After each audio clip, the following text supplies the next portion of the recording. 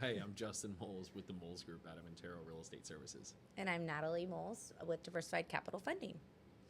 And today we are going to dive into Zillow and Redfin and what they're saying the market is doing. Okay. Okay, so Zillow just came out saying that we're 1.5% down on our sales.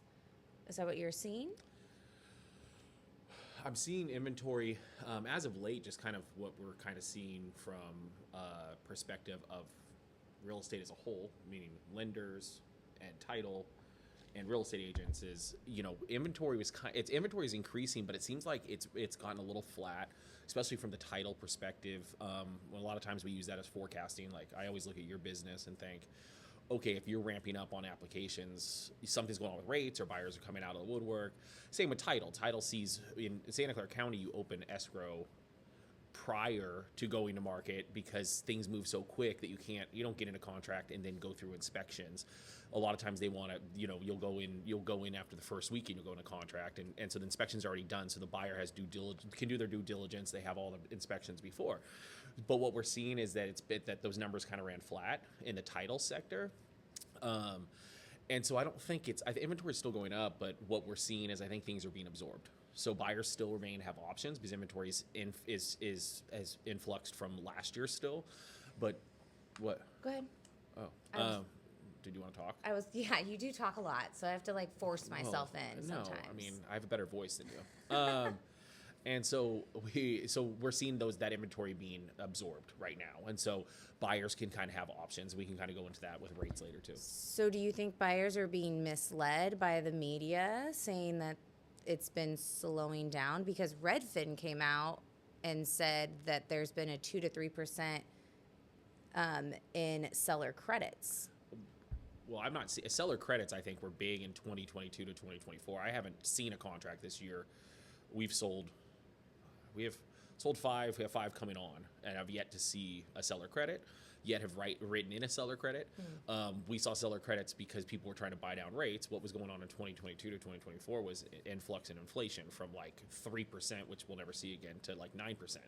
And so the seller credit was to buy down the rate. I haven't seen that. I think that what you're seeing in the discrepancy between Zillow and Redfin is they're using a different algorithm. I think the algorithms are different. I don't know what they are. My assumption or my understanding is Zillow's estimates is an estimate in the neighborhood. So if the house next door to you sells for $2 million, they're going to factor all those houses in at $2 million.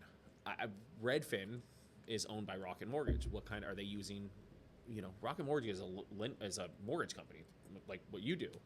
Are they using loan applications as their algorithm? Like more buyers are coming into are filtering through their pipeline, and so they're seeing an influx, and that's kind of what they're pre-qualified to go out and buy, and so they're seeing an influx in applications to go out and buy. So and Redfin could be using actual data Yeah. like houses selling in the area versus. And my understanding is that Redfin uses closed sales opposed to estimated home values, which is where we sometimes get into a bit of a interesting conversation with clients, whether it's through a refinance or if you are, talking to someone for a new listing. Do you feel that new sellers have an expectation of what their house is going to sell for? And that's an interesting conversation. And how do you feel about Zillow? Well, I mean, most realtors would be like, Zillow, we're the professionals. I think Zillow is a great tool. I think it gives people, access to statistics and valuations at their fingertips. However, Zillow can't factor in, is the home on a street corner? Is the home on a busy street? Has the home been remodeled? Has it been, if they've added an addition but that hasn't been permitted, is that addition? No, it's probably not on Zillow unless they can. Sometimes you can go into Zillow and claim a property yourself and alter it, but they are going to go by county records. And although you have to disclose that to buyers, some buyers don't care if you added a room and it wasn't disclosed. It's an extra bedroom for them, or it wasn't permitted. It's an extra bedroom for them. Zillow also has a 7% variance, so on inaccuracy. So let's say if the house is worth $1 million and they're looking at their valuation, it could be $70,000 off. Right? So what we prefer is, like I said, Zillow seems to use estimates of a neighborhood, like this home sold for $1 million, so this one has to be $1 million, versus data, which is what like Redfin uses supposedly. We use data, and of those data, like when you have a refinance, you ask me to do a valuation, and what I do is I use sold data up to about 6 months, and in those 6 months, I can factor in, is the home on a busy street? Is it remodeled? Because I have pictures, I have access, I can pull public records. And I can have coming soon, so I can see what's coming up. If something's pending, coming soons don't, although we do, Zillow and Compass had a big, or NAR had a big litigation suit, and it was settled on coming soon's being withheld and only sold out to their own brokerage. We also have Zillow Premier through home services, so those coming soons are kind of being presented to the open public. But a lot of times when we see a coming soon, it's before a sign's even in the ground or pending. I have good relationships, or I try to have good relationship with agents, play nice in the sandbox. And if something's pending, I can call the agent, usually if I have a good relationship, and say, hey, what are you guys pending at? If you don't want to give me an exact number, are you above 1.5, 1.55, somewhere in that range? And that gives me information. We run that golf league, right? Yes, we both enjoy golf, but I run it to build relationships with agents throughout Santa Clara County, because I want to have a good relationship with them so I can extract information, but also have that same relationship and give them information. So on a pending, I could call the agent and say, hey, what are you pending at? And that gives me information from my client or for you for a refinance. And we see those. And a lot of times an appraiser will just see a pending, but they won't know what it's pending at. Right. And if we're looking at or doing a refinance, it's really challenging when you have Redfin or Zillow to look at. So it's important to talk to another agent to confirm estimated value, or else the refinance can be in, trouble. Yeah, and that's, a lot of times it's just like what an appraiser does. And we can try to give you that value a little bit more accurately than the 7% variance on Zillow. But is Zillow a good product? I think it actually is. I think it's good for the consumer. Okay, so based on the information from Redfin and Zillow, where Redfin is stating that the market is stable and Zillow is stating that it's slowly declining, would you suggest buyers to wait or buy now? Well, I think that, if we talk about rates and rates come down, you're going to have more competition. So if you can get into the market, right now is an ideal time, because you do have choices. You do have negotiation room. You can go with contingencies. And if you can afford the property, why wouldn't you purchase it? If we're looking at wages that run at about, on a corporate level, 2.5%, which tries to align with the Fed's rate of 2% inflation, with appreciation running at 8%, you're going to gain a lot more equity if you can just tighten your belt after you put that big deposit down. You'll be in a lot better position a year from now. Yeah, exactly. And also the Fed did talk today. Oh, did he call you? He called me. He called you He personally? called me, yes. Wow. No.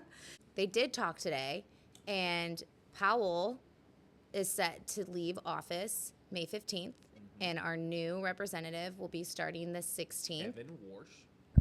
Kevin Warsh. And for the first time since 1992, the board, 4 members out of the board, voted to lower rates. And that's unprecedented, right? Right.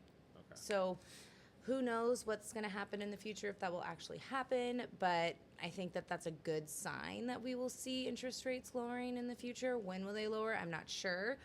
Were you going to ask me something? No, I was just saying, then United Emirates pulled out of OPEC, right? Which is probably going to help our rates, because they're going to start purchasing oil from us directly.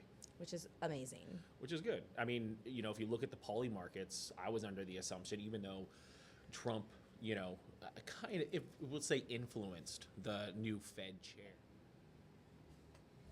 Last thing you said was influence the new Fed chair, Kevin Warsh. Well, I said what?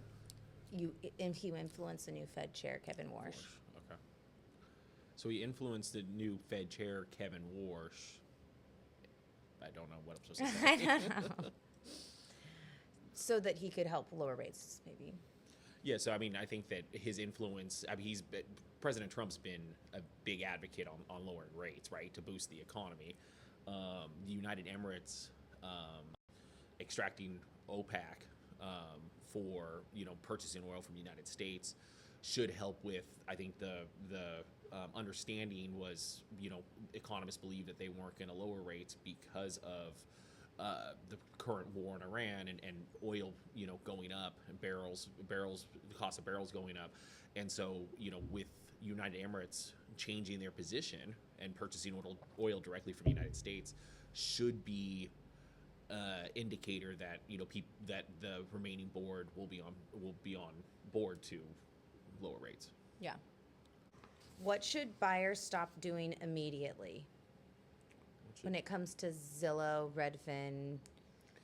Well, I mean, as real estate professionals, we set you up with those parameters. I can't tell you how many times, we set something up with the parameters that wants to be, let's say in Almaden, a budget at 2.5. These schools has to have a pool, and I get a text message at 10 o'clock at night, and they want $3 million in Willow Glen because a house popped up on Zillow. Don't look at the prices on Zillow and expect that that's what you can offer. It goes back into the relationship we were just talking about, is that, a lot of the work comes on the negotiation side. We have a team. My partner's really good at the operation side of it. Miss Danielle Cashin. I wouldn't have thrown her name out there. No, she's really good at that side of, and she's good at negotiations, but I do a lot of the negotiations, and that's part of it, is that the buyer will want the property for, under list or at list. They want to save money. A lot of times I tell them if it's 2.35 and we tell them to offer 2.4, what's 50,000 amortized over 30 years? It's not a lot, right? Our job is to get you the property. So a lot of times the negotiations come into effect where we need to, have that relationship with the agent and make sure that they understand, our job is to get them the property. And if they think, if the property's listed 2.35 and Zillow says 2.32, we have the data. We're the ones that are looking at what's sold next door. We're the ones looking at what's coming on. We're looking at those pictures. We're going to know best to advise you. Our job is not just to collect a commission check and say, okay, well, offer 2.375. I want to get paid. It's more, hey, our job is for you to win the property, and this is what you're going to have to offer, because there's going to be multiple offers. So Zillow is a great tool. Zillow gives access to data at your fingertips. It's not accurate. Yeah. So Redfin, it seems to have a better algorithm, in my opinion, on actual data, but the real data is in the numbers, and those numbers are being analyzed by true professionals. Yeah. Great point, Moles. Thanks, Mrs. Moles.